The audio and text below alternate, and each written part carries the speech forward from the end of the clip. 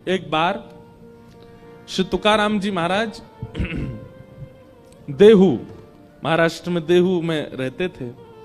वहीं पास में एक पर्वत था, उस पर्वत पर बैठ करके श्री तुकाराम जी भजन करते थे।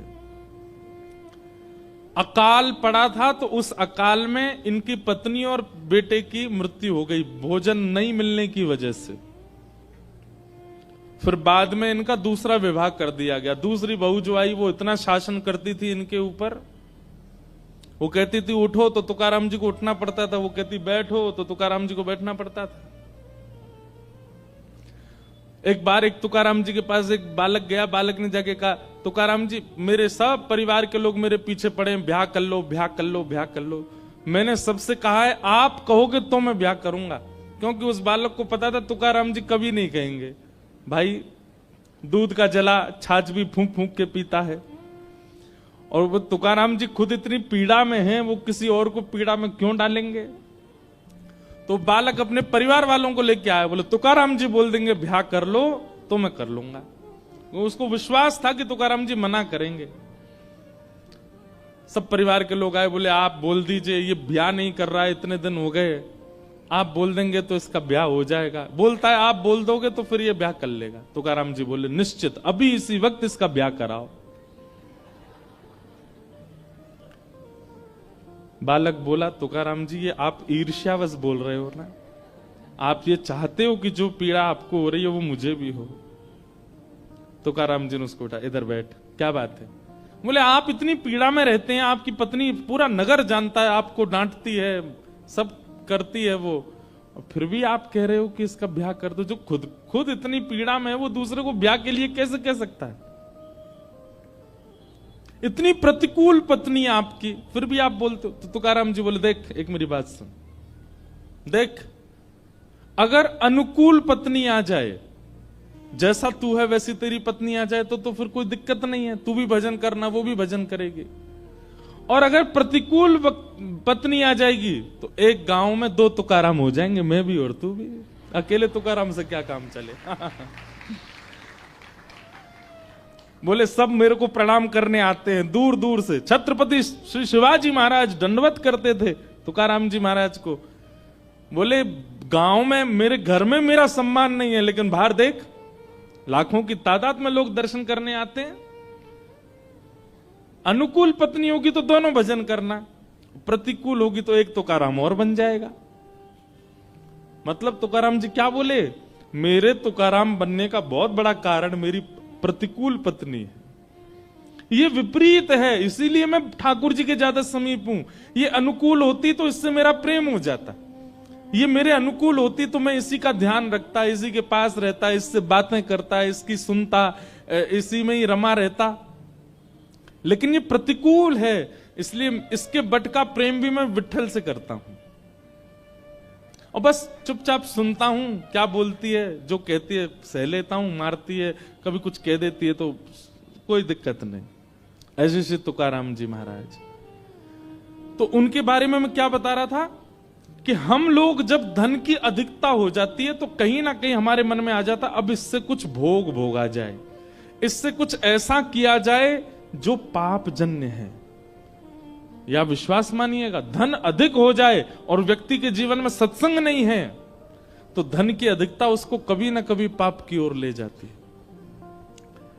तो जब छत्रपति शिवाजी महाराज को पता चला कि श्री तुकाराम जी महाराज की पत्नी और बेटा, पहली पत्नी और बेटा इसलिए मर गए क्योंकि अकाल में उनके यहां भोजन नहीं था, तो शिवाजी महाराज ने किसी से पूछवाया, बोले इनके घर की स्थिति कैसी है। कहा बोले ज्यादा अच्छी नहीं है, बस ये भक्त हैं इसलिए इनका नाम तो बहुत है पर धन नहीं है इन पे। तो शिवाजी महाराज ने खूब सारी बैलगाड़ियों में भर करके सुंदर सुंदर रत्न भेजे तुकाराम जी महाराज के पास। मंत्री आया और मंत्री ने आकर के कहा, बोले महाराज छत्रपति शिवाजी महाराज ने आपके लिए कुछ भेंट भेजी है। भेंट को देख करके उन्होंने तुरंत मना किया, मुझे नहीं चाहिए, इसको ले जाओ। बोले क्यों नहीं चाहिए। तब दो बातें कही तुकाराम जी ने, ध्यान से सुनना। पहली बात कहते हैं जो पाप का मूल है उसको मैं क्यों लूं? मंत्री जी एक बात मुझे बताइए, दुनिया में जितने पापी हैं सबके नाम गिनो। पापियों के नाम याद हो तो पापियों के नाम गिनो। आप भी अगर किसी पापी को जानते हैं, वैसे तो किसी को पापी मानना नहीं, लेकिन फिर भी जो पाप कर्म करता हो, कोल्हापुर में हो या कहीं भी हो, आपकी रिश्तेदारी में हो, मित्रों में हो, जो पाप कर्म करता हो।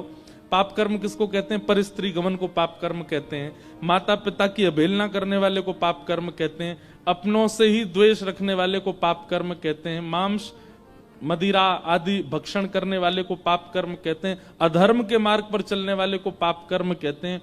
कुदृष्टि रखने वाले को पाप। तो ये सब जिसके अंदर हो, आप खुद विचार कर लो, कहीं ना कहीं उसके पास धन का स्रोत होगा, इसीलिए वो पाप के मार्ग पर है। कहीं ना कहीं धन का स्रोत है। और धन नहीं है, अगर वो धनवान नहीं है तो लोभ ही होगा। ये लोभ और धन यही पाप करवाते हैं। सब लोग इधर देखिए, बहुत ध्यान से सुनिए। तुकाराम जी महाराज पहली बात कहते हैं कि जो पाप का मूल है, जो पाप का बीज है, वो मैं क्यों लूं? इसी से ही पाप कर्म की इच्छा प्रकट होती है, मुझे नहीं चाहिए। लेकिन तुम ज्यादा निवेदन करोगे तो दूसरी बात सुनो। बोले क्या? जिसको विठ्ठल रूपी रत्न मिल गया उसको अब संसारी रत्न की आवश्यकता नहीं। जिसको साक्षात श्री कृष्ण रूपी रत्न मिल गया, पायो जी मैंने नाम रतन धन पायो। पायो जी मैंने नाम रतन धन पायो। वस्तु अमोलक दी मेरे सद्गुरु।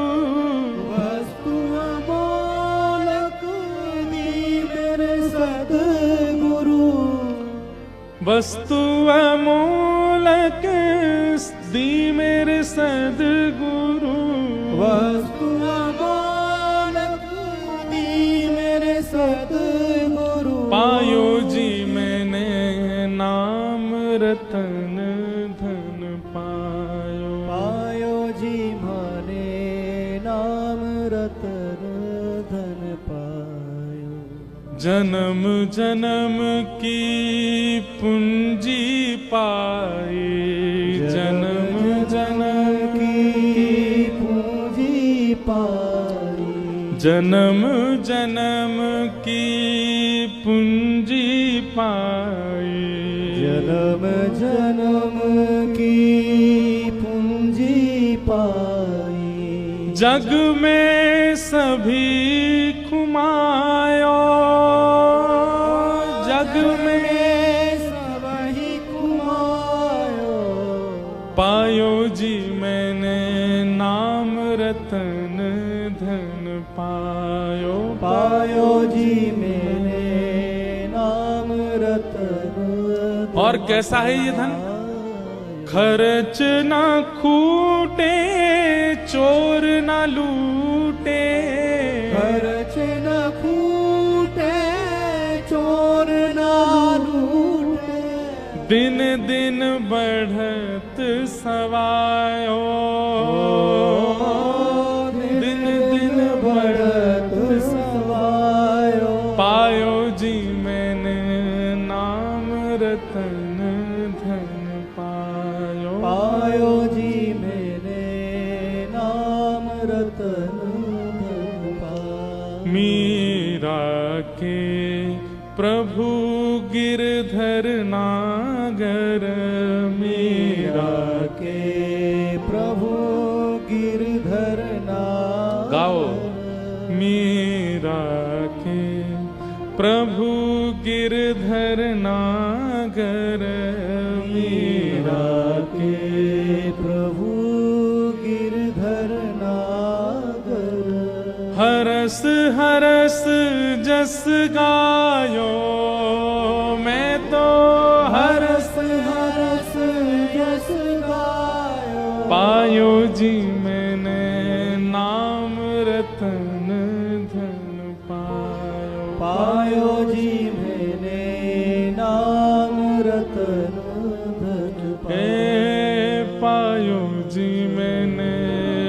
विठल रतन धन पायो। पायो जी मेरे विठल रतन धन पायो। आहा, खर्च ना खूटे, खर्च नहीं होता कभी भी, और चोर ना लूटे।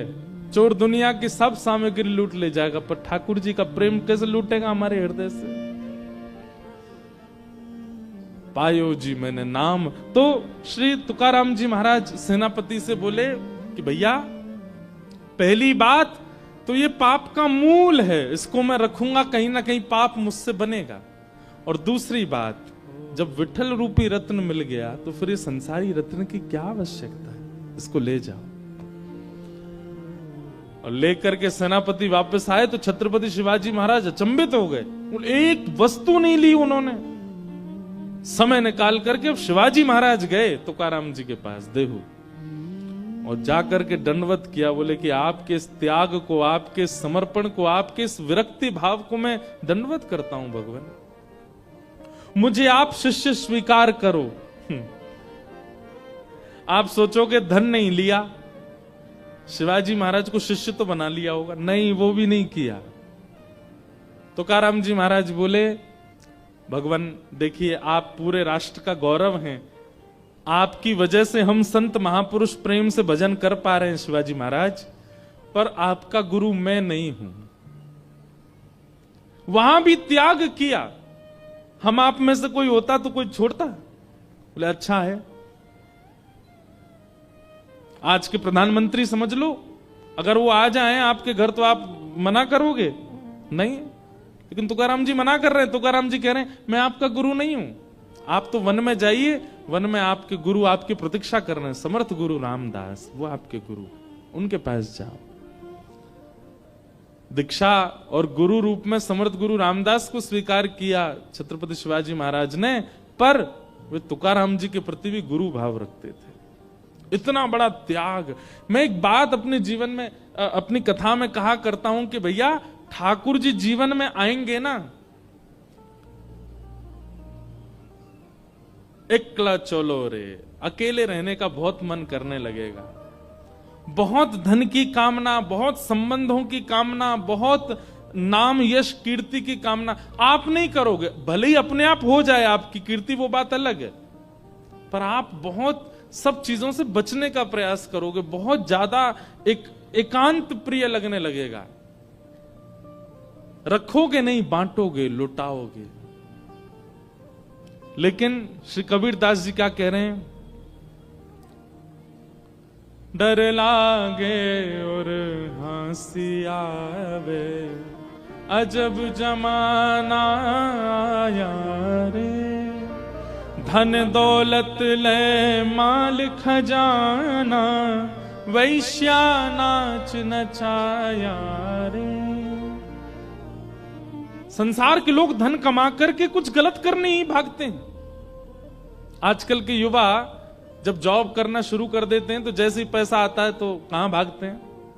मनाली जाएंगे, गोवा जाएंगे, कसौल एक जगह है हिमाचल में, वहां जाते हैं।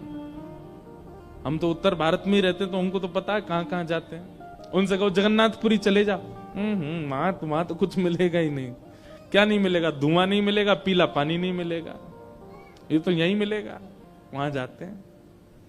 मतलब धन की बढ़ोतरी होते ही हमारे मन में पाप आ जाता है।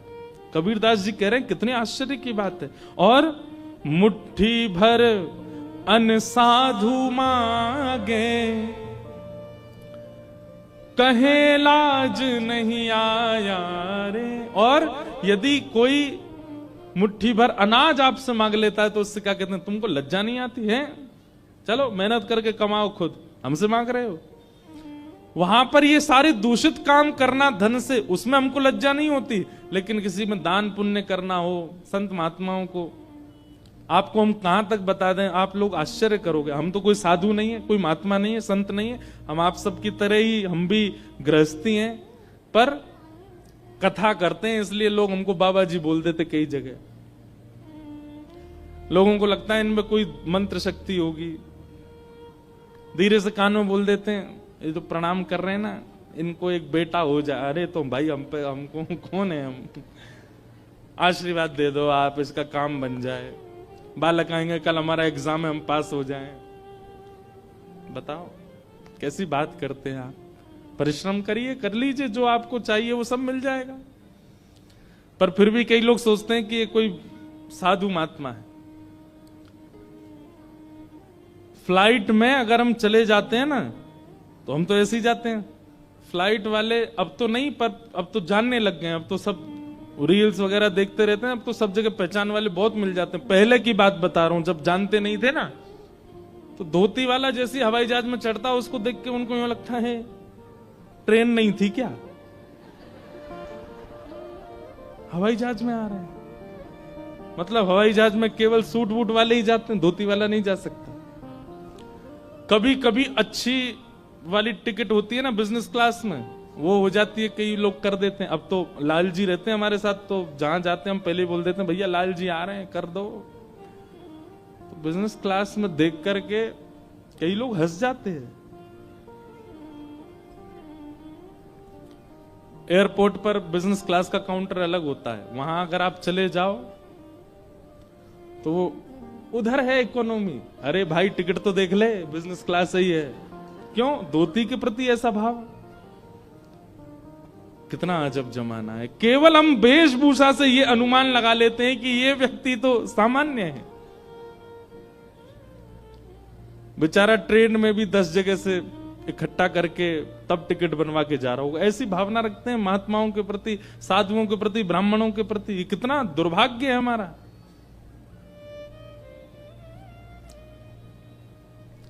डर लागे, आज से 500 साल पहले कबीरदास जी लिख के चले गए वो बात जो आज घट रही है। डर लागे और हंसी आवे, अजब जमाना यारे। यहां पर फटी जीन्स पहनने वाले को फैशनेबल कहा जाता है, धोती पहनने वाले को ओल्ड फैशन कहा जाता है। लेकिन हम तो फिर भी भैया बड़े प्रसन्नता से घूमते हैं। व्यक्ति तैयार क्यों होता है? कि लोग उसको देखें। इसीलिए तैयार होता है। महंगी कपड़े क्यों पहनता है? कि लोग उसको देखें। आप चलो बढ़िया 5-10 हजार के कपड़े पहन के, हम चल रहे हैं 300 रुपया की कुर्ता धोती पहन के। देखते हैं दोनों में से किसको ज्यादा देखते हैं लोग। हमको ही देखेंगे, हम पे ही दृष्टि जाएगी सबकी। भले ही आजकल तो जान पहचान से देखने लग जाएं, लेकिन वैसे भी रूप वेशभूषा से देखने लगेंगे। वो कुछ अलग है, कुछ इनका अद्भुत है। एक बात कह दें हम, 15 अगस्त को स्वतंत्रता दिवस मनाने का अधिकार केवल उसका है जो धोती पहनता है, क्योंकि आज तक उसने अपनी वेशभूषा का त्याग नहीं किया। ये पैंट हमारी वेशभूषा ही नहीं, अंग्रेज दे के गए थे हमको। हम पैंट पहन की तिरंगा फहराते हैं। तिरंगा भी कहता होगा कि भाई तुमने जो पोशाक पहनी है, ये पोशाक तो अंग्रेजों की ही है। ये है असली भारतीयों की पोशाक। देखो पीछे जितने भक्तों के आपको स्वरूप दिखेंगे, एक भी पैंट में दिख रहा है आपको? सब धोती में है। और छोड़ो, आज तक पंडरीनाथ भगवान ने पहना, आज भी धोती पहनते, 5000 सालों से विराज रहे हैं। असली स्वतंत्र तो हम और हमारे ठाकुर हैं। असली स्वतंत्र तो हम हैं कि आज तक अपनी वेशभूषा में व्यवस्थित हैं। मुट्ठी भर अन्न साधु मांगे, कहत लाज नहीं आया रे। डर लागे और हंसी आवे, अजब जमाना यारे। कल ये प्रसंग हमको वो पुरंदर दास के प्रसंग में हमको सुनाना था। जब भगवान मांगने के लिए आए उसके यहाँ, तो वो कहने ऐसे चले आए, तन पे नहीं लगता, चल दिए कलकत्ता। तब ये गाना था, पर तब हमने कहा था कि बाद में याद दिलाना। आपने लास्ट में याद दिलाया, आज शुरुआत में ही गा रहे हैं। और क्या कह रहे हैं कबीरदास? कथा होत, सुनिएगा, कथा होत तहां श्रोता सोवे। हमारी कथा में कोई नहीं सोता, ये तो हम पे बड़ी कृपा है। पहले सोते थे, आजकल नहीं सोते हैं। आजकल तो हम इतनी जोर से बोलते हैं और दूसरा नजर घुमाते रहते हैं तो लोग बाग सो नहीं पाते, फिर भी दुक्का इक्का कोई ऐसा कोने में सो जाता है। कथा होत तहां श्रोता सोवे, वक्ता मूड पछाया रे, डर लागे और हंसी आवे, अजब जमाना आया रे। कथा में तो नींद आने लगती है, कथा में तो यूं लगने लगता अब हम पे ये काम है करना है। कथा में कई लोग व्यसनी बैठते हैं। व्यसनी, कई लोगों को चाय का व्यसन होता है, कई लोगों को बीड़ी का व्यसन होता है। वो व्यसनी व्यक्ति ऐसी जगह बैठता है जहां से एग्जिट पास हो, नेक्स्ट समय मिले तो जाके कुछ व्यसन करे आऊं। लेकिन होए जहां कहीं स्वांग तमाशा, होए जहां कहीं स्वांग तमाशा, तनिक ना नींद सताया रे। यहीं बाहर अभी कोई तमाशा हो जाए, कोई स्वांग हो, कोई संसारी कुछ होने लग जाए, एक पल के लिए नींद नहीं आएगी। कथा में नींद आने लगती है। डर लागे और हंसी आवे, अजब जमाना आया रे। और भांग तंबाकू सुल्फा गांजा, भांग तंबाकू सुल्फा गांजा, मांस खूब उड़ाया रे, मांस खूब उड़ाया रे। भांग खाएंगे, तंबाकू खाएंगे, दुनिया भर के धुआं निकालने के आजकल तो नए नए फ्लेवर आ गए हैं। फ्लेवर्ड धुआं निकालते हैं अब लोग, अलग प्रकार। नेक नेक आगे खिसक गया थोड़े थोड़े, यानी बैरिकेटिंग तोड़ के नहीं, पीछे वाले नेक नेक आगे आ जाओ, थोड़ी थोड़ी जगह हो जाए। लेकिन रोज कह दिया जाए कि सुबह अपने ठाकुर जी का चरणामृत लिया करो, उसका नियम नहीं बना पाते। आप कभी बीड़ी पीने वाले, सिगरेट पीने वाले को देखो, नियम से पीता है। सुबह उठते ही पिएगा, भोजन के बाद फिर पिएगा, दोपहर में फिर पिएगा, शाम को फिर पिएगा, रात में सोने से पहले फिर पिएगा। नियम, उसको कोई बताना नहीं पड़ता, वो नियम से, और खत्म हो जाती, खुद खरीदने जाता, किसी से मंगाता भी नहीं है, नियम से पीता है।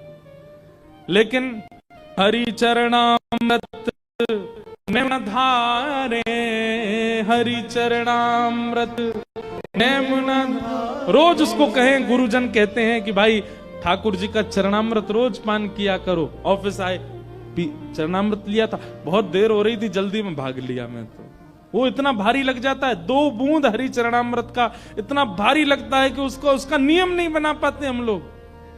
हरि चरणामृत नैम न धारे, हरि चरणामृत नैम न धारे, महुआ चाखन आया रे।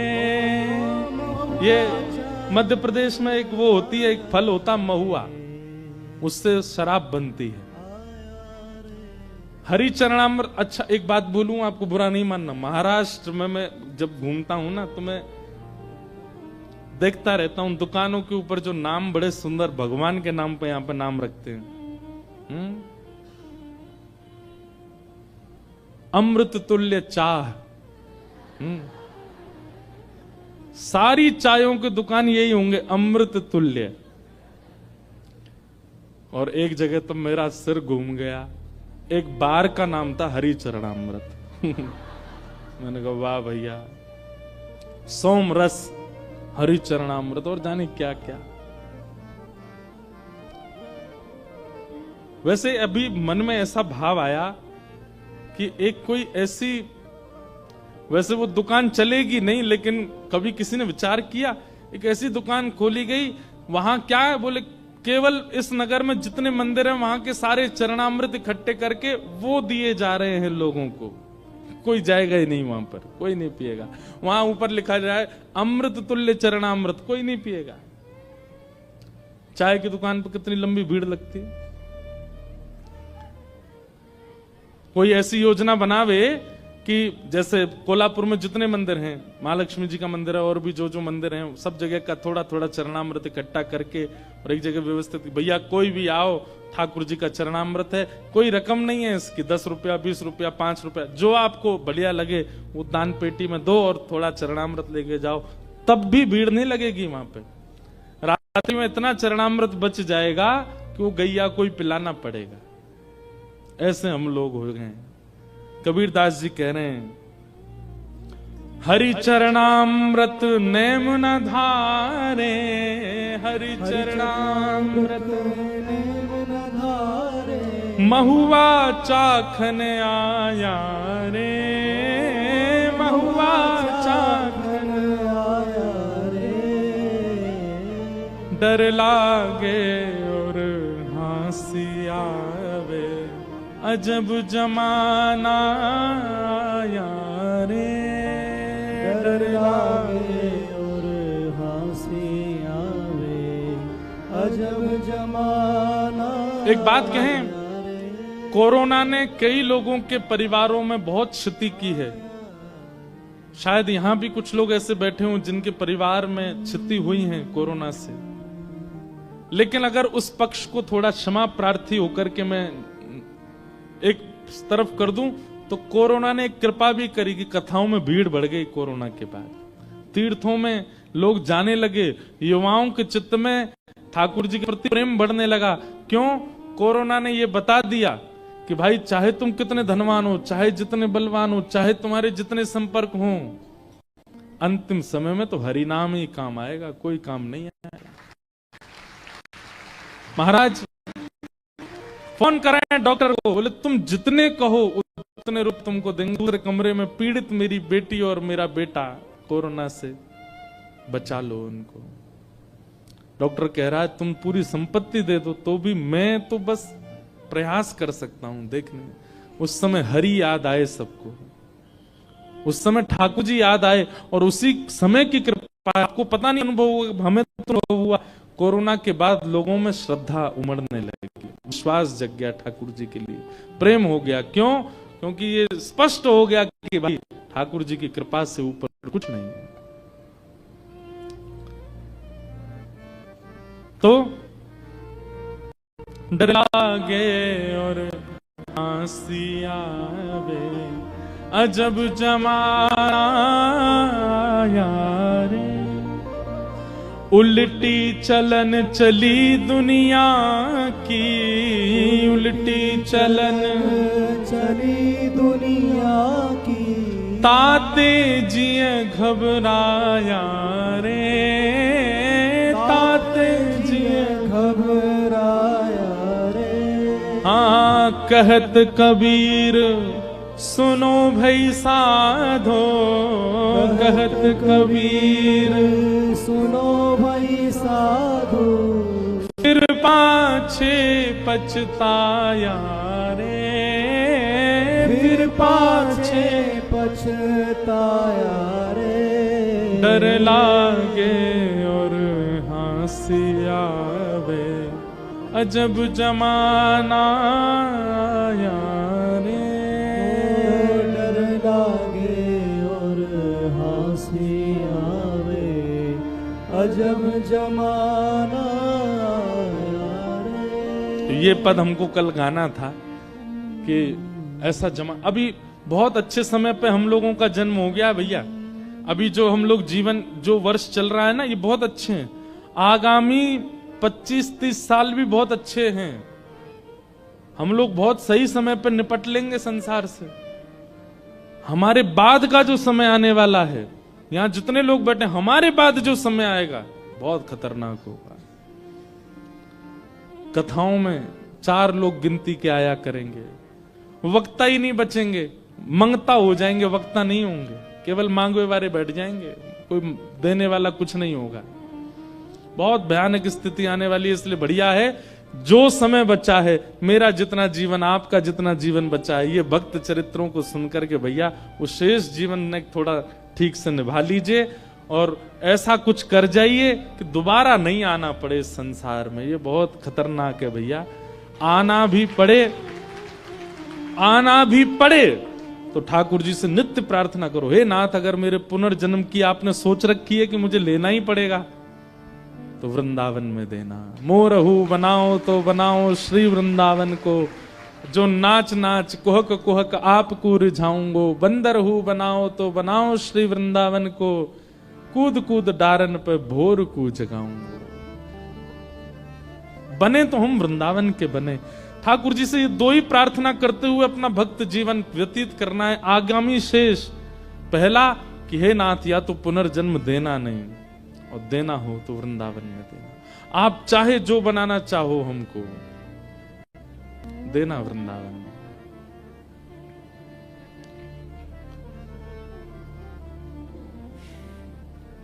ऐसे भाव से कथाएं श्रवण कीजिए। भगवान पंडरीनाथ के परम वैष्णव भक्त हुए चोखा मेला। आप अयोनिज थे। अयोनिज का मतलब होता है आपका जन्म माता पिता से नहीं हुआ था। वैसे तो चोखा मेला जी का ऐसा भाव बताया जाता है कि आप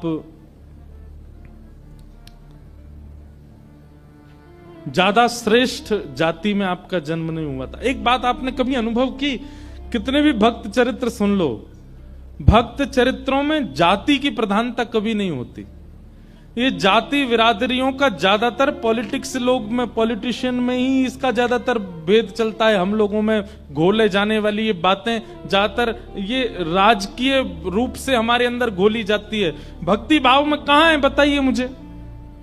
कितने नाम में गिना दूं ऐसे जिनको जाति के रूप में छोटा बताया गया और ठाकुर जी ने उनको हृदय से लगाया।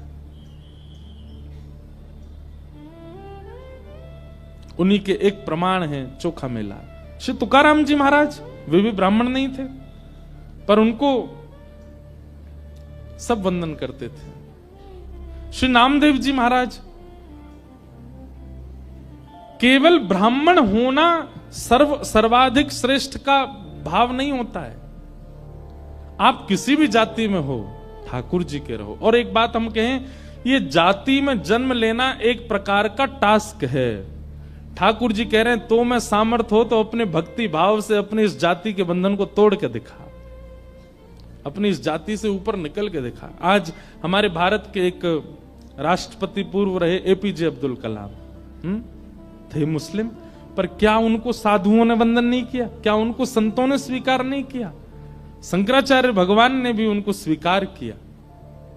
सब संत महापुरुष ब्राह्मण सब उनको देखते तो हाथ जोड़ते थे, सब ने स्वीकार किया। क्यों? क्योंकि उन्होंने एक जाति से ऊपर उठ गए वे, इसलिए सबने स्वीकार किया। इसलिए भैया हमारी प्रार्थना है कि अपने मन से, अपने भाव से, अपने कर्म से, अपने स्वभाव से ऊपर उठिए। आपको कोई देखे तो देख करके आपके प्रति ये भाव यह है, निश्चित ब्राह्मण ही होगा, निश्चित वैष्णव ही होगा, निश्चित ऐसा ही होगा। चोखा मेला जी, आपके माता पिता नैष्ठिक ब्राह्मण थे। पंडरीनाथ भगवान का दर्शन करने के लिए जा रहे थे और दर्शन करने जाते समय कुछ आम साथ में ले जा रहे थे भगवान को अर्पित करने के लिए। कई बार बंधुओं ऐसा होता है कि ठाकुर जी को आपके द्वारा प्रदत्त वस्तु बहुत ज्यादा प्रिय लग जाती है, तो ठाकुर जी के सन्मुख पहुंचने से पहले ही ठाकुर जी किसी योजना से उसको स्वीकार कर लेते। एक बार एक बालक आया मेरे पास वृंदावन, वो बोला महाराज जी मेरे साथ तो बहुत बुरा हो गया, रोने लगा। मैंने क्यों? बोले मैं जीवन में पहली बार बरसाना गया आज। मैंने कहा अच्छा, तो इसमें बुरा क्या हुआ? बोले मैं सोचा मैं श्री जी के लिए कुछ ले जाऊं, उनको बहन मानता हूं अपनी श्री राधा रानी को, तो मैं केला लेकर के गया। मैंने कहा अच्छा। मैं ऑटो में बैठ के गया था, पीछे बैठा था, भीड़ बहुत थी ऑटो में, पीछे लटक गया। एक जगह ब्रेकर आया तो ऑटो थोड़ा धीरा हुआ और इतने में ही बंदरों की टोली आई, सारे केले लेके भाज गए। महाराज जी, पहली बार मैंने कुछ ले जाने का योजना बनाई और बंदर ले गए उसको। मैंने कि अरे बावड़े, बंदर नहीं लेके गए। श्री जी को वो इतने बढ़िया लग रहे थे कि श्री जी प्रतीक्षा नहीं कर पा रही थी कि तू बरसाना आवे, फिर सीढ़ी चढ़े, ऊपर जाके केला चढ़ावे, इसलिए पहले ही अपनी मंडली भेज दी, जाओ इससे हरण करके ले आओ, हमको लाके पवा दो। उसका मन इतना प्रसन्न हो गया, बोले सच में ऐसा ही हुआ? मैंने कि भैया सच में ऐसा ही भयो है, तू विश्वास मान ले मेरी बात को। श्री जी रह ना पा रही, श्री जी बोली अब कब आवेगो, कब देगो मुंकू, पहले ही याते छीन के ले आओ। कभी अगर ऐसा कुछ हो या आपने कुछ विचार किया है ठाकुर जी के लिए लेके जाने के लिए और मार्ग में ही कोई किसी कारणवश वो वस्तु आपसे दूर हो जाए, तो समझ जाना ठाकुर जी रुके नहीं, ठाकुर जी से सहन हुआ नहीं, ठाकुर जी बीच में ही योजना बना करके ले लिया। इसका मतलब ये भी नहीं है कि कहीं खो जाए तो उसको ढूंढो ही नहीं, ठाकुर जी ले गए होंगे। प्रयास तो करना चाहिए, कोई सामग्री गाड़ी में खो गई या होटल में खो गई तो ढूंढो, ढूंढने पर भी ना मिले तो फिर उदास नहीं होना, फिर तो यही सोचना है कि पंडरीनाथ भगवान ने स्वीकार कर लिया। कितने ऐसे उदाहरण मैं आपको दे सकता हूं, उन्हीं में से एक है चोखो मेला का चरित्र। आपके माता पिता इतने भाव से आम लेकर के जा रहे थे ठाकुर जी को अर्पित करने के लिए,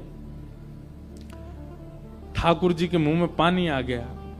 ठाकुर जी को फल से, ठाकुर जी को व्यंजन से रुचि नहीं होती, ठाकुर जी को व्यंजन लाने वाले के भाव से रुचि होती है। जैसे हमारा भाव कैसा है, हमारी सब्जी देख करके, मिठाई देख करके मुंह में पानी आता है। ठाकुर जी व्यंजन से मुंह में पानी नहीं आता, व्यंजन लाने वाला, बनाने वाला किस भाव से, उससे ठाकुर जी प्रसन्न होते हैं।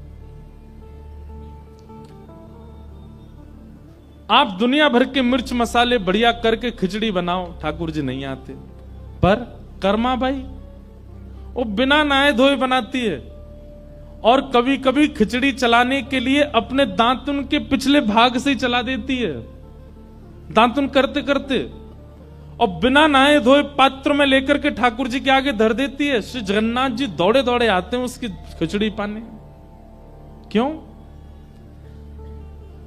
व्यंजन की दृष्टि से, व्यवहारिक दृष्टि से और मेरी आपकी दृष्टि से वो खिचड़ी पाने योग्य नहीं है, पर बनाने वाली का भाव इतना श्रेष्ठ है कि ठाकुर जी जगन्नाथपुरी से दौड़ के आते थे खिचड़ी पाने। तो एक बात याद रखिएगा, आप यदि ये सोचते हैं कि श्री पंडरीनाथ भगवान को विशिष्ट व्यंजन दिया जाए, विशिष्ट व्यंजन उनको प्रिय नहीं है, देने वाले का स्वभाव कितना विशिष्ट है, तो फिर वस्तु चाहे कितनी भी सामान्य हो ठाकुर जी को प्रिय लगती है। भैया सबरी के चरित्र में क्या हुआ? सबरी ठाकुर जी के लिए बेर लेके बैठी है, तो उसके मन में आया कि मैं ठाकुर जी को खट्टे बेर नहीं खिला सकती, तो पहले चख के देखती है, मीठा होता है तो ठाकुर जी को देती है, खट्टा होता है तो फेंक देती है। अब ठाकुर जी झूठा नहीं पाते, लेकिन सबरी का भाव इतना प्रिय है, सबरी के प्रेम इतने प्रिय हैं कि ठाकुर जी उसको पाने लगे। एक चरित्र ऐसा आता है कि ठाकुर जी पाते थे, सबरी इतने में दूसरा बेर चख करके देती थी, ठाकुर जी के हाथ में ऑलरेडी एक होता था, तो ठाकुर जी उसको लेके पीछे खड़े लक्ष्मण जी को देते, लो लक्ष्मण जी पाओ। लक्ष्मण जी बेर लेके कहते झूठा है, मैं कैसे खाऊं? तो राम जी तो बैठे हैं बेचारे, अब उनसे तो दूर फेंक देते, तो यार ऐसे मुंह चलाते, हाँ खा रहे हैं। लेकिन राम जी जानते थे, बोले लक्ष्मण खा नहीं रहा, फेंकता जा रहा है दूर। जब लक्ष्मण जी को शक्ति लगी और श्री हनुमान जी महाराज संजीवनी बूटी लेकर के आए, पूरा पर्वत लेकर के आए, वैद्यों ने संजीवनी निकाल करके जैसी लक्ष्मण जी को प्रदान की, लक्ष्मण जी जीवित हो गए।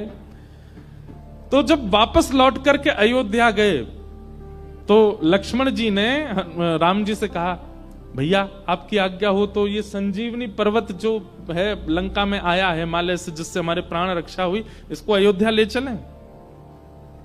क्यों? बोले इसमें बढ़िया बढ़िया संजीवनी बूटी है, कभी किसी को पीड़ा होगी दे दिया करेंगे।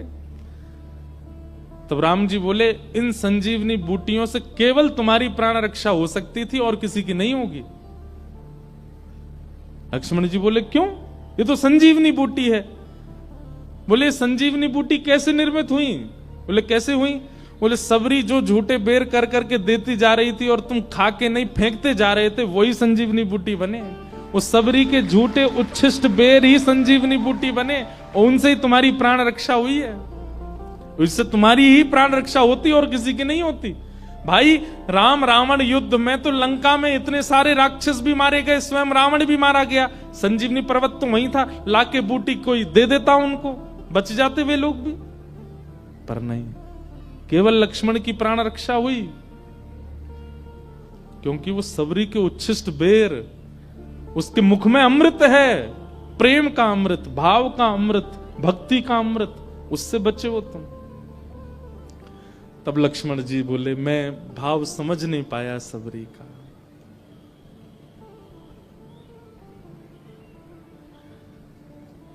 तो व्यंजन प्रिय नहीं है ठाकुर जी को, व्यंजन लाने वाला बनाने वाले का भाव प्रिय है। तो चोखा मेला जी के जो माता पिता थे वो आम लेकर के जा रहे थे ठाकुर जी के लिए। ठाकुर जी से रहा नहीं गया, कब आएंगे कब पवाएंगे। बीच रास्ता में ही दौड़े ठाकुर जी और एक ब्राह्मण का, विप्र का, साधु का रूप धारण कर लिया। और जैसे वो दंपति आगे से निकले, ठाकुर जी हाथ पसार के बोले, हमें बहुत जोर की भूख लगी है, आपके पास कुछ हो तो हमको दे दो। पत्नी ने पति को देखा, पति बोला कि देखो, हैं तो ये ठाकुर जी के लिए, पर साधु और हरिजन भी तो ठाकुर जी के स्वरूप होते हैं। हमारे पास तो खूब संख्या में आम हैं, ये महात्मा ज्यादा से ज्यादा 2-3 पाएंगे, इनको पवा देते हैं, बाकी के जो शेष बचेंगे उनको ठाकुर जी का भोग लगा देंगे।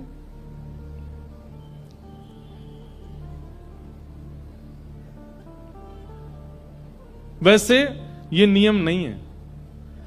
अगर किसी ने पहले वस्तु का सेवन कर लिया, भले ही वो फल ही क्यों ना हो, एक साथ फल रखे थे, उनमें से पहले किसी ने पा लिया, तो उन फलों, उन बाकी के फलों का भोग ठाकुर जी को नहीं लग सकता, ये नियम है। पर कहीं कहीं भक्तों के चरित्र में ऐसी लीलाएं भी आती हैं। अब मैं तो मेरे तो बहुत सारे चरित्र आते हैं, तो मैं सब सुना दे रहा हूं।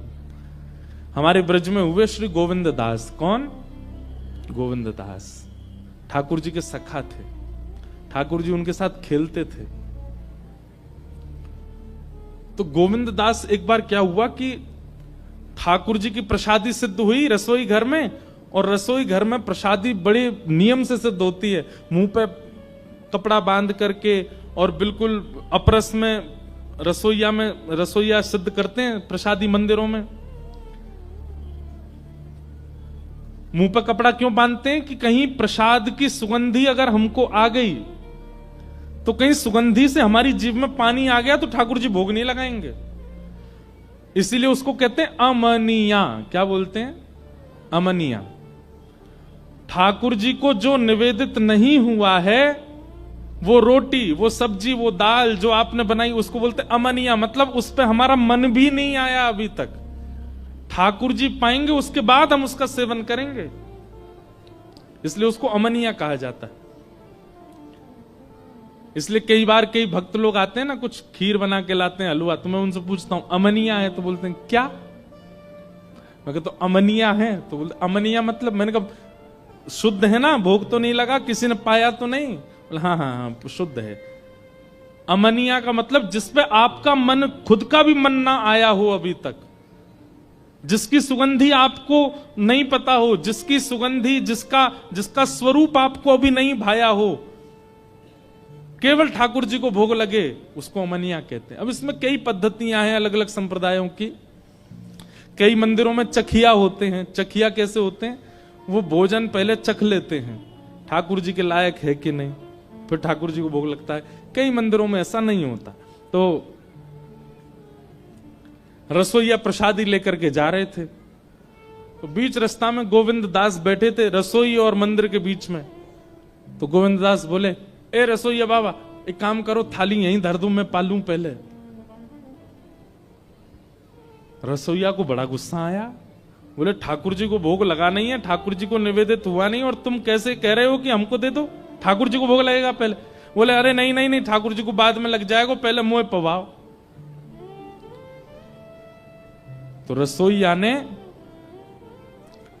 थाली ले जा करके रख दी रसोई घर में, और दौड़ करके गुसाई श्री विठलनाथ जी, जो श्रीनाथ जी के प्रमुख सेवक थे, उनसे जाकर के शिकायत कर दी। बोले गोविंद दास के ऊधम दिन प्रतिदिन बढ़ते जा रहे हैं।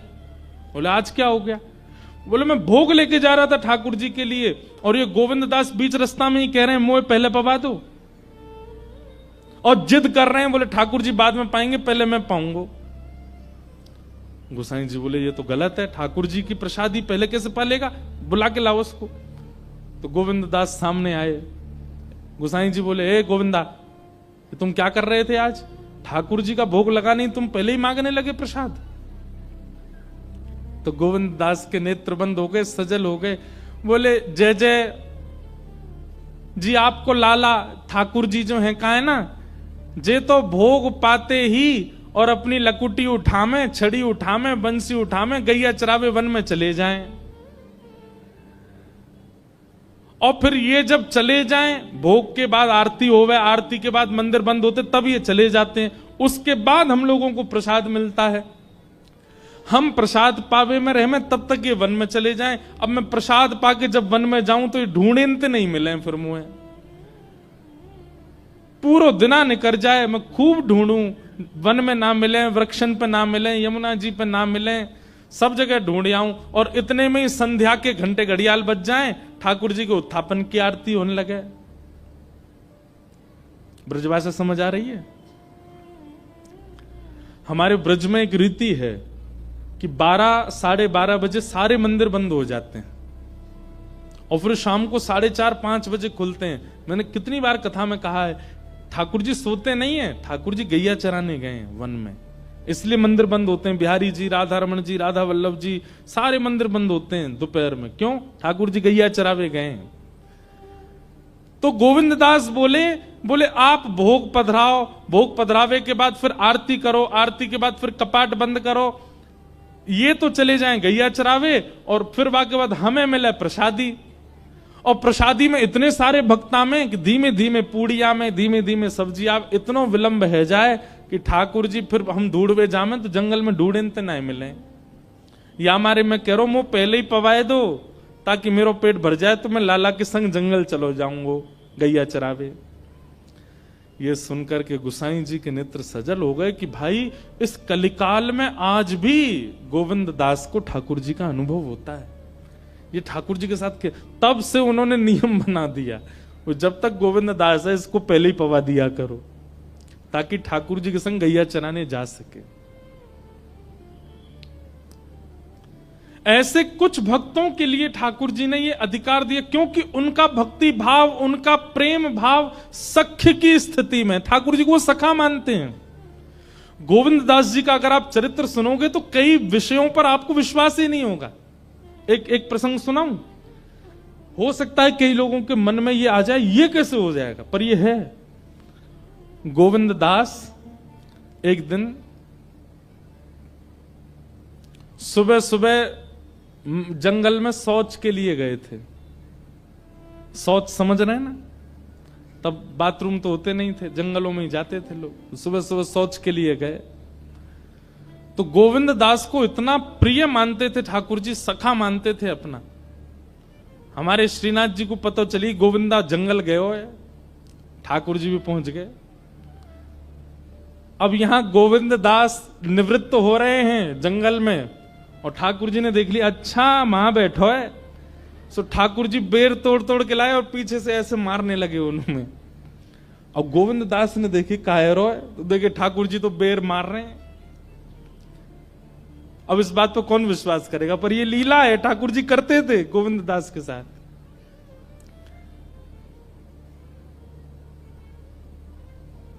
ऐसे ऐसे चरित्र हैं। और फिर पता गोविंद दास क्या करते, जो बेर उनमें पड़ता, बैठी बैठी अवस्था में पकड़ के वो ठाकुर जी पर मारते थे। अब सामान्य व्यक्ति देखे तो उसके मन में आ जाएगा राम राम राम राम, अपवित्रता का ध्यान नहीं कर रहे हैं राम ठाकुर जी पे, पर ठाकुर जी उनको सखा मानते हैं अपना। हुआ ऐसा था कि भगवान केवल 11 वर्ष ब्रज में रहे। जब श्री कृष्ण आए तो केवल 11 वर्ष ब्रज में रहे। ठाकुर जी की लीला करने का अभी और मन था, ऊधम करने का अभी और मन था, ठाकुर जी वो ऊधम कर ही नहीं पाए। इसलिए ठाकुर जी कलिकाल में दोबारा श्रीनाथ जी के रूप में प्रकट हुए और फिर प्रकट होकर सूरदास, कुम्मनदास, गोविंद दास, छीत स्वामी और इन सब अष्ट सखाओं के साथ ठाकुर जी ने फिर दोबारा से वही सब क्रीड़ाएं की। उसमें से श्रीदामा का जो रूप, जो ठाकुर जी के मित्र श्रीदामा हैं, वही कलयुग में गोविंद दास बन के आए। तो ठाकुर जी को लज्जा नहीं होती थी। एक लीला ऐसी आती कि एक दिन ठाकुर जी गोविंद दास के ऊपर चढ़ गए और बोले अब घोड़ा बन जा, मुझको शेर करा। तो गोविंद दास ऐसे चल के उनको घोड़ा बन के घूम रहे थे। इतने में गोविंद दास रुक गए। ठाकुर जी बोले का भयो, जय जय नेक उतर जाओ। बोले काय को? मोकू नेक लघु शंका लगी है नेक में चलो जाऊं।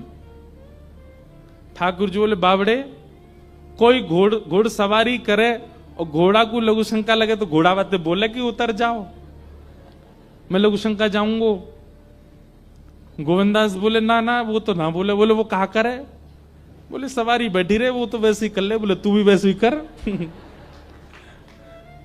और आप विश्वास नहीं मानेंगे, गोविंद दास ने सोचा कि नहीं नहीं नहीं, मैं ठाकुर जी की सेवा में हूं, मैं पूर्ण रूपेण सेवा में ही रहूंगा। इस वक्त मैं घोड़ा हूं तो मुझे घोड़े का ही भाव रखना है और धोती में ही। और किसी ने यह दृश्य देख लिया और जाकर के गुसाई जी को शिकायत कर दी। बोले गोविंद दास बिल्कुल उसने आचार मर्यादा सब पानी में बहा दी, ऐसे कर रहा था जंगल में। गुसाई जी ने बुलाया तब गोविंद दास ने बताया। बोले जय जय बैठे पीठ पे, मोते बोले अब तू घोड़ा है भैया, कोई घोड़ा कहे कभी कि भैया उतर जाओ, मैंने जा रहा हूं जंगल झाड़ी है क्या आऊं, घोड़ा तो चल तो फिर तो कर ले या हमारे मैंने कर ले। गुसाई जी ने तब से नियम बना दिए। बोले भाई गोविंद दास की कोई शिकायत मत किया करो मुझसे, उसको सब चीज की छूट है। क्यों? वो ठाकुर जी उसके संग ही रहते हैं। ऐसे सखा श्री गोविंद दास, ऐसे श्री गोविंद दास। तो ठाकुर जी एक साधु का रूप बना करके आ गए और आकर के चोखा मेला जी के माता पिता से कहने लगे हमें कुछ पवा दो। उनके माता पिता ने विचार किया इतने सारे आम हैं हमारे पास, 2-3 इनको पवा देते हैं, बाकियों का भोग लगा देंगे ठाकुर जी को। और कोई मांगता तो वो आम उच्छिष्ट हो जाते, लेकिन एक साधु मांग रहा है तो इसलिए इस आम को ठाकुर जी स्वीकार कर लेंगे। और उन्होंने एक आम दिया। ठाकुर जी क्या करें पता है? साधु के रूप में आए, पूरे नहीं पाते, थोड़ा थोड़ा ऐसे पाते हैं, थोड़े थोड़े चौंकते हैं और फिर उसको जो माता जी थी उनकी गोद में डाल देते हैं। फिर कहते हैं दूसरा दो, दूसरा दो, दूसरा आम लेते हैं, फिर उसको लेते हैं, फिर उनकी झोली में डाल देते हैं। तीसरा आम, अब बेचारे आजकल के तो थे नहीं जो टोक दें। आजकल के लोग तो बड़े विचित्र हैं ना, उस समय के थे तो कुछ बोले नहीं। एक के बाद एक मांगते जाएं, थोड़ा थोड़ा चखें और उनकी झोली में डालते जाएं। ऐसे कर करके ठाकुर जी ने सबरे आम खा लिए जितने थे, एक भी नहीं छोड़ा पंडरीनाथ जी के लिए। पंडरीनाथ ही आए साधु के रूप में। बेचारे अंतिम आम देख करके एक दूसरे के मुख देखने लगे। पति पत्नी बोले देवी ऐसे ही मान लो कि पंडरीनाथ नहीं पाए हैं, अब तो हो गया, अब क्या भोग लगेगा ठाकुर जी को। और साधु सबरे आम पाकर हाँ भैया बढ़िया आनंद आ गया, अब तुम लोग जो क्रिया में जा रहे हो चले जाओ। और झूठे आम, चुखे हुए आम उनकी पत्नी की झोली में डाल दी।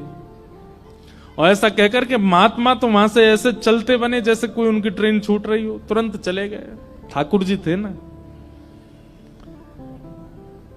दोनों पति पत्नी सोचने लगे अब खाली हाथ जाएं ठाकुर जी के पास, कोई बात नहीं, ऐसे ही मान लेते हैं कि ठाकुर जी आके पाके चले गए। चलो देवी अब ये झोला का क्या करोगी, इसको कहीं पधरा दो, तो सब उच्छिष्ट हो गए। पति उठ करके चलने लगे, पत्नी उठी झोला कहीं रखने के लिए, भड़ी आगे तभी उन्होंने कहा खोल के एक बार दृष्टि तो कर लूं। जैसे ही खोल करके देखा तो वहां आम की गुठली और छिलका तो गायब, एक नन्हा सा बालक था उसमें झोली के भीतर। और पत्नी इतना घबरा गई, बोले अब क्या करूं। पति दूर निकल गए थे, बोले पता नहीं ये बालक कहां से आया, ये कैसे आया, क्या हुआ। समझ गई कि ये निश्चित ही श्री ठाकुर जी ने कृपा करके दिया है, और उस बालक को वहीं नदी के तट पर छोड़ करके और प्रणाम करके वहां से चली गई। क्यों समाज को क्या बताऊंगे कहां से आया ये बालक। सब लोगों की तो दृष्टि होती है ना, परिवार के घर के सब लोग देखते हैं भाई, 9 महीना पहले ही सबको खबर चल जाती है, फिर सबको पता होता है कौन सा महीना चल रहा है, क्या हो रहा है क्या नहीं हो रहा। रिश्तेदारों का काम क्या, यही तो करते रहते हैं वो। अब ये इनकी पत्नी सोची किसी ने सुना नहीं आज तक कि मैं गर्भवती थी, ना मेरा 9 महीने का कोई समय ऐसा निकला, अचानक बालक लेके जाऊं तो कहीं जीवन पर्यंत मुझे भी सुनना पड़ेगा, इस बालक को भी पता नहीं कोई स्वीकार अस्वीकार कर दे, इसलिए वहीं छोड़ के चली गई। क्योंकि ठाकुर जी ने आम को चोखा और उनकी पत्नी की गोद में मेला मतलब दे दिया, इसीलिए उस बालक का नाम पड़ा चोखा मेला। तभी एक सामान्य परिवार के दंपति वहीं नदी के तट पर आए हुए थे, उनके कोई संतान नहीं थी। स्नान करके ठाकुर जी से नित्य कहते थे कि एक हमें बालक की प्राप्ति हो जाए जो ठाकुर जी का परम भक्त हो। तभी उन्होंने देखा कि एक बालक की रोने की आवाज आई, दौड़ करके जाके देखे तो नन्हा सा बालक वो वहां था। मानो पंडरीनाथ भगवान ने ही कृपा करके अपना। अब ये अयोनिज का मतलब क्या होता है, ये माता पिता से जन्मे नहीं है, ये ठाकुर जी से प्रकट हुए हैं। ऐसे कई भक्त हुए हैं जिनका जन्म नहीं हुआ, जो ठाकुर जी की कृपा से ही आए हैं।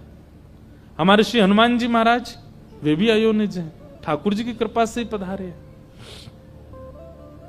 परसों हनुमान जयंती है और परसों हम कथा में हनुमान चरित्र ही सुनाएंगे, संपूर्ण श्री हनुमान जी का ही चरित्र कहेंगे, उनके जन्म की पूरी कथा सुनाएंगे जैसी यथामति होगी परसों, क्योंकि भक्तराज तो श्री हनुमान जी हैं।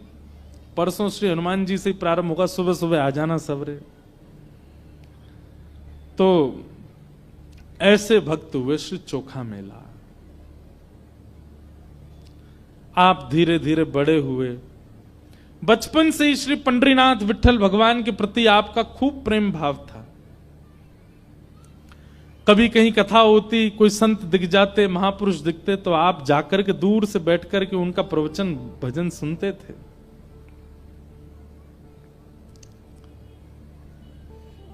एक दिन आपको कुछ धन की प्राप्ति हुई तो आपके मन में भाव आया कि मैं पंढरपुर जाऊं और कुछ सामग्री ठाकुर जी को निवेदित करके आऊं।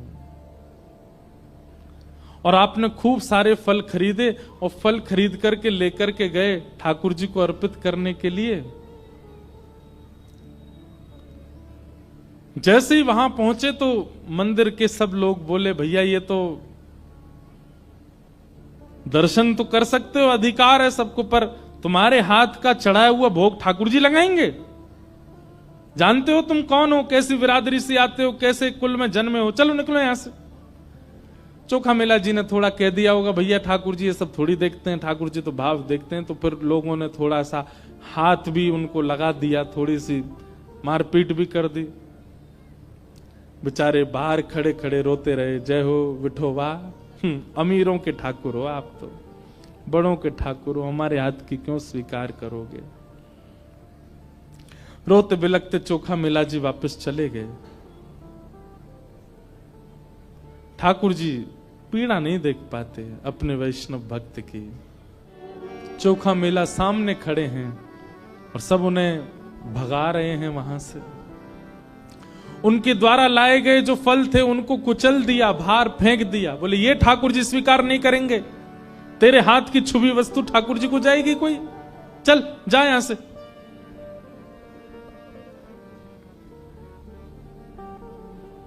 चोखा मेला रोते रोते चले गए। भोजन नहीं किया आज पूरे दिन।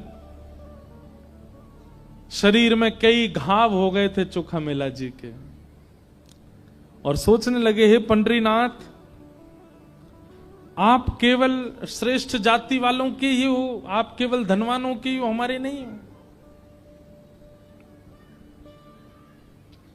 मन में कई प्रकार की भावनाएं उत्पन्न होने लगी। ठाकुर जी व्याकुल हो गए और अर्धरात्रि का समय चोखा मेला अपने घर के बाहर पेड़ के नीचे बैठे थे।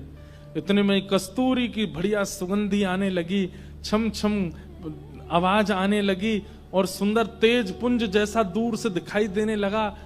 चोखा मेला बोले, ये कैसा अद्भुत दृश्य दिख रहा है।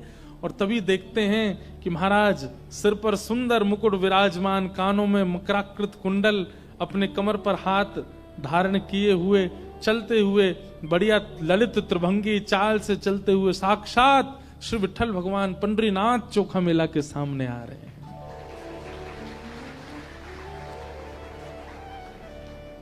देख लिया, समझ गया, पहचान गया कि ठाकुर जी। पर जैसे एक प्रेम में स्वभाव होता है ना कि प्रेमी पहले कुछ गलत करके फिर मनाने आता है तो दूसरा प्रेमी रूठ के और बैठ जाता है। चोखा मेला ऐसे बैठ गए, देखे ही नहीं रहे ठाकुर जी को। ठाकुर जी बोले, चोखा, पहली बार अपना नाम ठाकुर जी के मुख से सुना है, रोंगटे खड़े होने लगे, मन में आनंद हो रहा है, पर रूठ के बैठे। मैं कहा करता हूं बंधुओं, जहां प्रेम बहुत किया गया हो वहां रूठना, गुस्सा करना, लड़ना, झगड़ना, थोड़ी नोक झोंक करना, ये अधिकार में आ जाता है। जहां प्रेम अतीत में किया गया हो। ठाकुर जी बोले, देख हम आए हैं, बैठाएगा नहीं हमको। दूर से खाट लेकर के आए, चोखा मेला जी लगा दी और ठाकुर जी उस पर बैठ गए, लेकिन मुंह फेर के बैठे चोखा मेला। ठाकुर जी बोले, ये चोखा मेरी ओर नहीं देखेगा, मुझसे बात नहीं करेगा, कुछ नहीं बोले। ठाकुर जी अपने मस्तक पर लगे हुए चंदन को थोड़ा थोड़ा लेकर के चोखा मेला की जहां जहां लगी थी वहां वहां अपने अंग का चंदन लगा रहे हैं अपने हाथ से। ठाकुर जी हाथ ऊपर कर, तेरे यहां भी लगी है, वहां भी लगा रहे, तेरे पैरों में भी लगी है। पैर जैसे छूने लगे, चोखा, नहीं आप ऐसा मत कीजिए नाथ, आप पधारे हैं, वो कृपा है। लिपट गए ठाकुर जी से। ठाकुर जी बोले, तू इतना नाराज क्यों हो गया? बोले, नाथ ऐसा व्यवहार, मैं कितने भाव से आपके लिए फल लेके आया था। आप ये हमेशा आपके पास रहने वाले इन लोगों को आप क्यों नहीं समझाते हो कि आप तो प्रेमियों के हो? ठाकुर जी बोले, मैं गीता में कहता हूं, ये यथामाम प्रपद्यन्ते ताम्स तथैव भजाम्यहम्।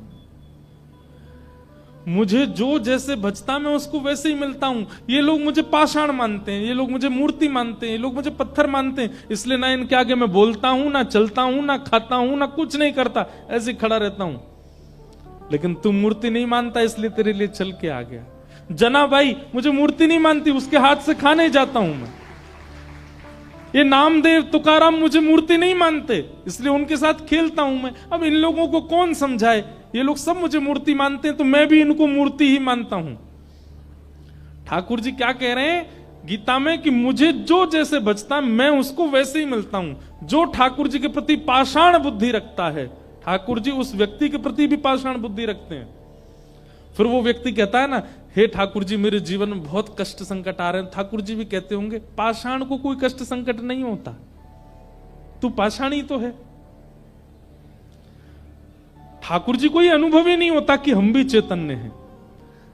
जब हम ठाकुर जी के प्रति चैतन्य का भाव रखेंगे तो ठाकुर जी को भी लगेगा कि ये भी चैतन्य है। और फिर जैसे चोखा मेला के अंग पर लगे हुए पीड़ाओं को ठाकुर जी अपने चंदन से ठीक कर रहे हैं, वैसे हमें भी करेंगे। हमने ठाकुर जी को मूर्ति माना, ठाकुर जी भी हमको मूर्ति मान करके खूब सारे कष्ट दे देते हैं जीवन में। फिर हम कहते हैं ठाकुर जी इतनी पीड़ा, इतना कष्ट। ठाकुर जी कहते हैं पत्थर को कोई कष्ट थोड़ी होता बेटा। अब चल तू एक काम कर, मैंने सुबह से कुछ खाया नहीं है, कुछ खिला। तो बोले आपका तो मंदिर में 8 बार भोग लगता है, क्यों झूठ बोल रहे हो, कुछ नहीं पाया? बोले नहीं, आज मेरे भक्त को पीड़ा दी गई थी इसलिए मैंने उपवास किया, मैंने नहीं पाया।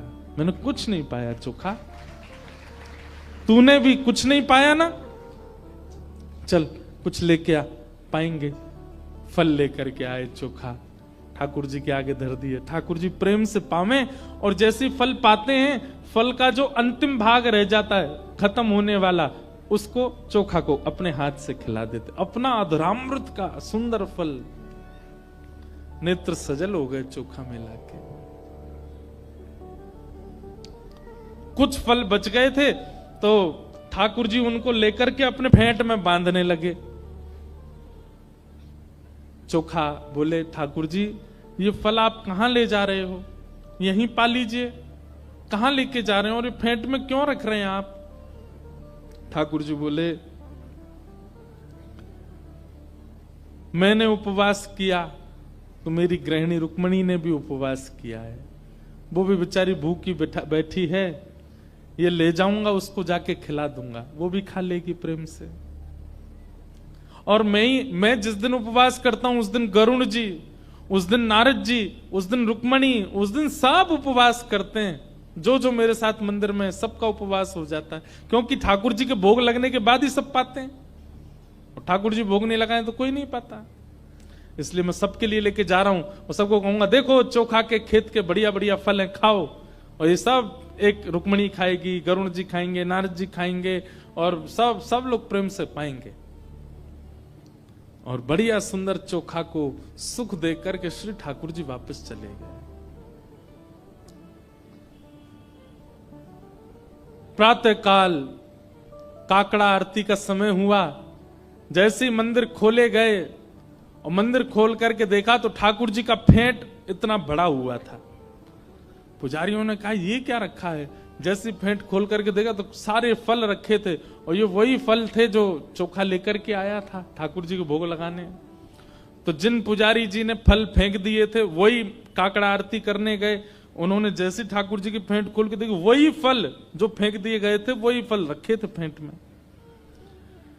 अब उनके मन में किंचित भी ऐसा भाव नहीं आया कि ठाकुर जी रात में चोखा के पास गए होंगे, या जो फल मैंने फेंक दिए थे वो ठाकुर जी के पास कैसे आ गए। उनके मन में यह भाव आया कि चोखा माना नहीं, जिद करके और कहीं से आकर के ठाकुर जी को फल दे गया है, जबरदस्ती भोग लगा गया है।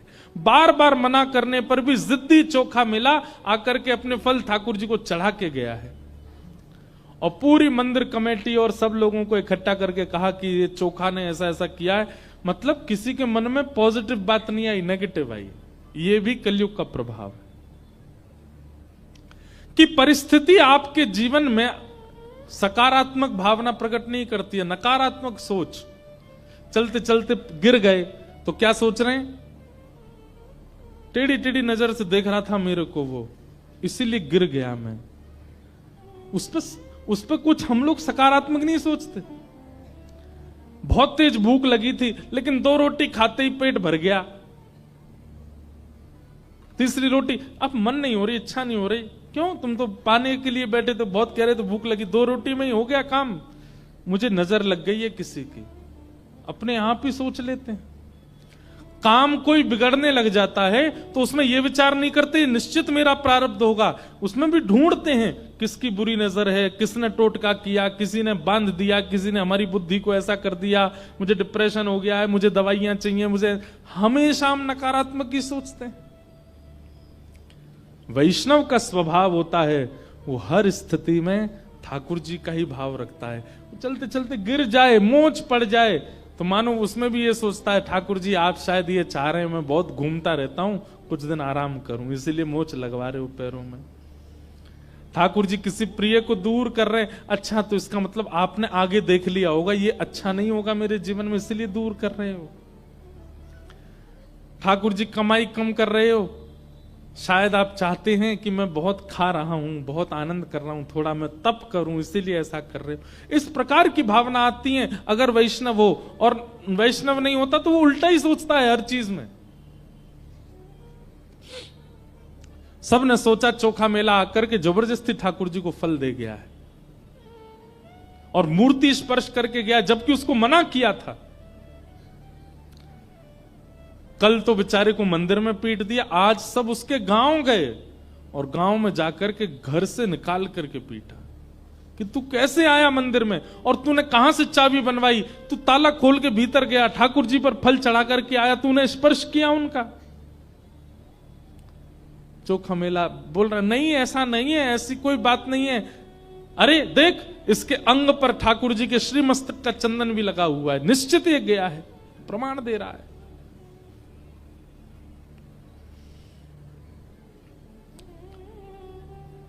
बेचारे चोखा मेला की स्थिति दयनीय कर दी और लौट करके सब पुजारी पंडा और सब समाज के लोग, इससे कोई आप ये मत सोचना कि पुजारियों की निंदा की जा रही है। उस समय पर उस काल में ऐसी विचारधारा वाले लोगों की निंदा हो रही है। आप पुजारियों के प्रति कुदृष्टि मत रखना। लौट करके जैसे ही सब वापस पंढरपुर आए, हाथ पांव धो करके स्नान करके अपरस में जैसे ही मंदिर में प्रवेश करने लगे, ठाकुर जी ने अपने आप अपनी किवाड़ बंद कर ली और भीतर से चटकनी लगा दी। अनेक प्रयास करने पर भी ठाकुर जी का मुख्य दरवाजा नहीं खुला। पुजारी जन सब बाहर बैठ गए घुटनों पर, हे पांडुरंगा, हे विठल, हे नाथ, क्या अपराध बन गया हम लोगों से, आपने क्यों ऐसा हमसे रूठ के बैठ गए। भीतर से ठाकुर जी के स्वर सुनाई दिया और उस स्वर में करुणता थी। ठाकुर जी मानो जैसे रो रहे हो। बोले तुम सब मेरे दर्शन के अधिकारी नहीं हो। अरे बेचारा मेरा भक्त चोखा मेला आया और आकर के फल लेकर के आया, तुमने यहां फेंक दिए, तो मुझे दया आ गई, मैं रात्रि उसके घर गया, उसके शरीर पर घाव देख करके अपना चंदन लगाया, उसके घर के उसके खेत के उपजाए हुए फल खा करके आया, रुक्मणी जी के लिए लेकर के आया, फेंट में बंदे देख करके तुम्हारे मन में किंचित भाव नहीं आया कि इतनी सुरक्षा में मंदिर में कैसे आ जाएगा चोखा मेला। मैं गया था उसके पास और तुम लोगों ने उसको इतनी पीड़ा दे करके आए हो। तुम लोग मेरे दर्शन के अधिकारी नहीं हो। आज से लेकर के पृथ्वी के अंत तक मैं वचन लेता हूं कि अब मैं किसी को दर्शन नहीं दूंगा, मैं ऐसे ही बैठा रहूंगा भीतर। थर थर कांपने लगे सब पंडा पुजारी, दंडवत करने लगे, हे पांडुरंगा, आप जो कहेंगे, आप कहेंगे कि हम चंद्रभागा में कूद करके प्राण त्याग दें तो हम सब प्राण त्याग देंगे, आप जो दंड कहेंगे वो सब स्वीकार है, पर इस प्रकार का कठोर आप व्रत मत लीजिए दर्शन देने का। जीवों का कल्याण कैसे होगा कलयुग में। आप प्रायश्चित बताइए, आप दंड बताइए, हमें क्या करना है। ठाकुर जी बोले जिस पालकी में हमारी सवारी निकलती है वो पालकी सजाओ और पालकी लेकर के चोखा मेला के पास जाओ और चोखा मेला को बढ़िया सुंदर तैयार करके उसका मल्लम पट्टी कर देना, उसका सुंदर श्रृंगार करना, उसको इत्र लगाना और जैसी पोशाक मेरे को धारण होती वैसी पोशाक उसको धारण करा के मेरी पालकी में विराजमान करके और तुम सब अपने कंधा पे उठा करके जब उसको यहां लाओगे तब मेरे दर्शन खोलेंगे, नहीं तो नहीं खोलेंगे। सब पंडा पुजारी सुंदर जल चंद्रभागा का कलशों में लेकर के, इत्र लेकर के, चंदन लेकर के, पोशाक पीतांबरी लेकर के, पाग लेकर के, पालकी सजा करके लेकर के चोखा मेला के पास गए। चोखा मेला बेचारे डरने लगे, अब क्यों मारने आए हो, अब मैंने क्या किया। बोले नहीं, सब चरणों में हो गए। बोले तुमको तो पांडुरंग प्रेम करते हैं। कि मुतादोक्षज प्रिया, श्रीमद् भागवत के रास पंच अध्याय में श्री शुकाचार्य जी महाराज कहते हैं, गोपियों पर प्रश्न उठाने वाले लोग कि इन गोपियों ने ठाकुर जी के साथ रास किया, अरे ये ठाकुर जी से प्रेम करती हैं, ये बात एक है, पर ठाकुर जी भी इनसे प्रेम करते हैं। कि मुतादोक्षज प्रिया, और ठाकुर जी जिससे प्रेम करते हैं ठाकुर जी कुछ कर सकते हैं। मधुमंगल के मुख पर लगी कड़ी चाट गए ठाकुर जी, सबरी के झूठे बेर खा गए ठाकुर जी, कर्मा की अशुद्ध अवस्था में बनी हुई खिचड़ी पा गए ठाकुर जी, सुदामा के कच्चे चावल खा गए ठाकुर जी, छोटी सी जना के हाथ से छोटी छोटी रोटी पा लेते हैं ठाकुर जी। और जना जब रोटी बनाती है, जना भाई ठाकुर जी से कहती है थोड़ी आप भी मदद कराओ, तो ठाकुर जी भी बेलना लेके करवाते हैं जनाबाई के साथ। रात में चक्की पीसती तो ठाकुर जी उसके साथ हाथ बटाते हैं। जनाबाई बहुत अच्छा कीर्तन गाती थी, तो रात में जब चक्की पीसती थी तब ठाकुर जी का कीर्तन करती थी, ठाकुर जी आ जाते थे और ऐसे थोड़ी पे हाथ धर के सुनते ठाकुर जी। ठाकुर जी कहते, ए जना, इतना शोर हो रहा है, तू चक्की बाद में पीस लेना, मुझे पहले पद सुना दे। जनाबाई कहते, अच्छा, अभी भोर हो जाएगी, सुबह हो जाएगी, सब घर के लोग उठेंगे, नामदेव जी का पूरा परिवार, सबके लिए रोटी बनानी, तो आटा तो पीसना पड़ेगा ना। आपका क्या, आप तो मंदिर में जाओगे, वहां बढ़िया चकाचक पाओगे, यहां हम सबको पाने के लिए तो आटा पीसना ही पड़ेगा।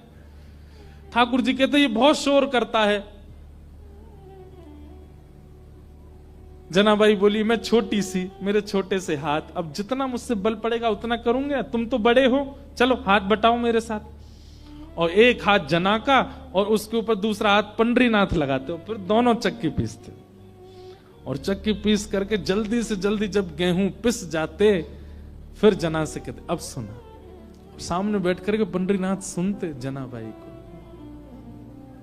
कितना प्रेम है ठाकुर जी के चित्त में। कोई प्रेम प्रदान करने वाला चाहिए। हम लोग प्रेम को छोड़ के बाकी सब देते हैं ठाकुर जी को। सोना ले, चांदी ले, जवाहरात ले, रुपया ले, फूल माला ले, प्रसाद ले, और इन सब के बाद हमारे आर्त भी ले, हमारे संकट भी ले, ये सब ले। कोई प्रेम देता है ठाकुर जी को? आज तक की तारीख में कभी पंढरपुर जाकर के आपने ठाकुर जी के प्रणाम करके ऐसा कहा, ठाकुर जी आप कब से खड़े हो, थकते नहीं हो आप, आपके पैरों में पीड़ा नहीं होती? कभी कभी कहा ऐसा? अरे मैं 50-100 लोगों से मिल लेता हूं ना दिन में, इतना थकान सी लगने लगती है।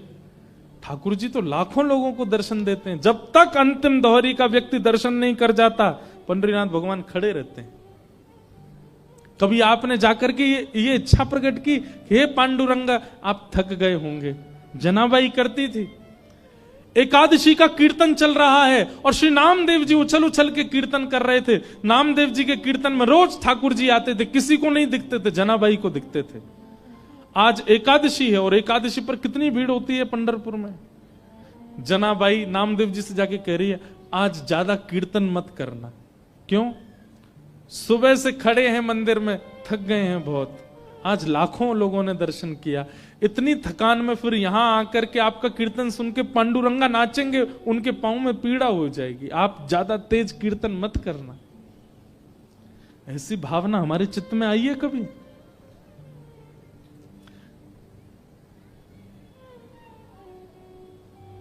हम भक्त चरित्र क्यों सुन रहे हैं? टाइम पास नहीं कर रहे हैं हम। ऐसा प्रेम जैसा तुकाराम जी के चित्त में, जनाबाई के चित्त में, सूरदास गोविंद दास के चित्त में, वैसा एक छींट हमारे चित्त पर पड़ जाए ठाकुर जी के लिए, वैसा प्रेम प्रकट हो जाए।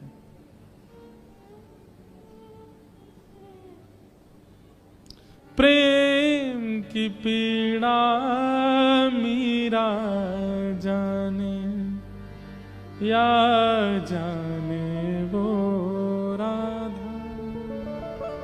हे प्रेम की पीड़ा मीरा जाने, या जाने श्री राधा, श्री राधा, श्री राधा। राधा राधा कह ले प्राणी, कट जाएगी बाधा।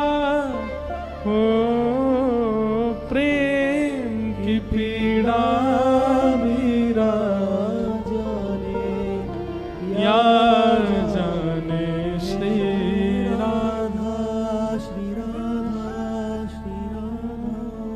प्रेम अमर है, प्रेम अजर है, गंगा जल की धारा। प्रेम अमर है, प्रेम अजर है, गंगा जल की धारा। जब मैं बहुत छोटा था तो स्कूल जाता था, स्कूल से आता था तो पूज्य रमेश भाई ओझा जी की कथा सुनता था और वे इस पद को गाते थे और पूरे दिन यही पद ही सुनता रहता था बाल्यकाल में। मैंने आज तक कथा में बहुत एक आध बार ही गाया होगा या आज मन में आ रहा है। बहुत सुंदर भाव। प्रेम अजर है, प्रेम अमर है, गंगा जल की धारा। प्रेम अजर है, प्रेम अमर है, गंगा जल की धारा। प्रेम कैसा है? प्रेम से ऊंची नहीं ऊंचाई, प्रेम हरि को है प्यारा। प्रेम से ऊंची नहीं ऊंचाई, प्रेम हरि को है प्यारा। प्रेम नहीं बिन भाव के जीवन, ये जीवन है आधार। हो प्रेम की पीड़ा मीरा जाने, या जाने श्री राधा, श्री राधा, श्री राधा। प्रेम त्याग है, प्रेम समर्पण, प्रेम भक्ति है पूजा। प्रेम त्याग है, प्रेम समर्पण, प्रेम भक्ति है पूजा। प्रेम में तन मन भक्ति में हूँ, ऐसा प्रेम न दूजा। प्रेम में भक्ति में हो, ऐसा प्रेम न दूजा। मीरा दासी गिरधर प्रभुवर, ऐसा प्रेम अगाधा। हो प्रेम की पीड़ा मीरा जाने, या जाने। श्री राधा, श्री राधा। प्रेम, हम इसको छोड़ के सब देते हैं ठाकुर जी को। कभी चिंता होती है हमारे चित्त में? नहीं होती। हमें लगता है ये तो परमात्मा है, इनको क्या पीड़ा होती होगी। पीड़ा होती नहीं है ठाकुर जी को, पर प्रेम जिसके चित्त में होता है। अब बेटा भले कलेक्टर बन जाए, बेटा भले प्रधानमंत्री बन जाए, उसको सारी सुख सुविधाएं हैं, लेकिन फिर भी मां बोलती तो है ना, तू ठीक तो है, कोई दिक्कत तो नहीं। जब सब सुख सुविधा हैं तो फिर क्यों पूछती हो? क्योंकि प्रेम है। हम पूछते हैं कभी पंडरीनाथ से? हम तो भैया जाके खूब पूछें, लाला ब्रज ते इतनी दूर आए करके यहाँ महाराष्ट्र की भूमि में ऐसे ठाड़े हो, सब ठीक है? पुजारी जी प्रेम ते आपको भोग लगा में। हम जगन्नाथपुरी जाते हैं, वहां भी पूछते हैं, श्री द्वारिका जाते, और ये कोई बचपन से नहीं, कथा कहते कहते ये भाव आ गया चित्त में कि ठाकुर जी का जहां जहां दर्शन करने जाते हैं वहां पूछते हैं, लाल जी आप प्रसन्न होना, आप राजी होना, सदा राजी रहो, सदा खुश रहो, ऐसे ही आनंद करते रहो। अरे भैया दुनिया के लोग आशीर्वाद लेके आते हैं, ब्रजवासी तो लाला को आशीर्वाद दे के आवे। लाला तू ऐसे ही आनंद करते रही हो।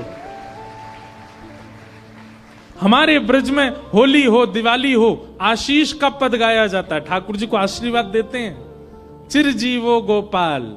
लाला तुम ऐसे ही आनंद करते रहो, हमारे लाला को खूब यश बढ़े, खूब कीर्ति बढ़े, खूब नाम बढ़े। ऐसे ही लाला हमारो पूरे महाराष्ट्र में ऐसे ही ध्वजा फहराते रहे अपनी, ऐसा आशीष दे के हमें। प्रेम में ये सब संभव है, और जहां प्रेम नहीं है वहां ये सब नहीं है। चोखा मेला को तैयार करके पालकी में विराजमान करके जैसे ही ठाकुर जी के सन्मुख लेकर के आए, चोखा मेला के आते ही ठाकुर जी ने अपने आप अपने द्वार खोल दिए और सामने चोखा मेला खड़े हैं, ठाकुर जी प्रेम से प्रसन्न होकर के दर्शन दे रहे हैं। नामदेव जी महाराज इस छवि का दर्शन कर रहे थे। चोखा मेला रथ अपनी पालकी से उतर के दौड़ करके गए ठाकुर जी को जैसे अंक में भरा, भगवान प्रतिमा से प्रत्यक्ष हो गए और प्रत्यक्ष होकर के चोखा मेला को अपने हृदय से लगा लिया। आज भी उनकी समाधि वहां ठाकुर जी के बिल्कुल मंदिर के द्वार के सामने ही बनी हुई है। और कहते हैं आज भी ठाकुर जी की पालकी जाती है उनके गांव। ठाकुर पूरी दुनिया में भक्त आते हैं ठाकुर जी के पास, और ठाकुर जी जाते हैं भक्त से मिलने। ऐसे हमारे श्री पांडुरंग है, ऐसे हमारे श्री ठाकुर जी बड़े प्रेम और भाव से विराज रहे हैं, आनंद करा रहे हैं। इस प्रकार आज गोविंद दास, गोविंद स्वामी, जन कौन कौन के चरित्र हमने एक साथ ही सुना दिए। खिचड़ी बना के पवाई आज तो। खिचड़ी में मटर भी थी, आलू भी थे, और क्या कहते हैं धनिया पुदीना सब डाल दिया। तो सबके भाव से आप सबको खूब प्रेम से जो जो भाव लग रहा है सुना रहे हैं। कल कुछ ब्रज के भक्तों के भाव सुनाएंगे, और परसों श्री हनुमान जी महाराज का मंगल चरित्र सुनाएंगे। परसों हनुमान जन्मोत्सव में सुबह सुबह आप सब लोग बढ़िया नहा धो के तिलक लगा करके जल्दी आ जाना, और आकर के सुबह विराजमान होकर मंगलमयी हनुमान जी का चरित्र श्रवण कीजिएगा। कल कथा का समय वही है, पर कल ठाकुर जी का जो मिलने का समय है, गिरधर लाल जी के दर्शन का जो सुबह 11:30 बजे का समय था, अब वो समय शाम 4 बजे का है। एड्रेस हमने कल बताया था, बाकी एड्रेस आप जो जिनको नहीं पता हो उनको अभी कथा विश्रांति में बता दिया जाएगा। आप सब लोग समय से पधारिएगा। खूब आनंद के साथ सबको जय श्री कृष्ण, जय श्री कृष्ण, जय सिया राम, जय सिया राम, जय जय श्री राधे। जय श्री राम।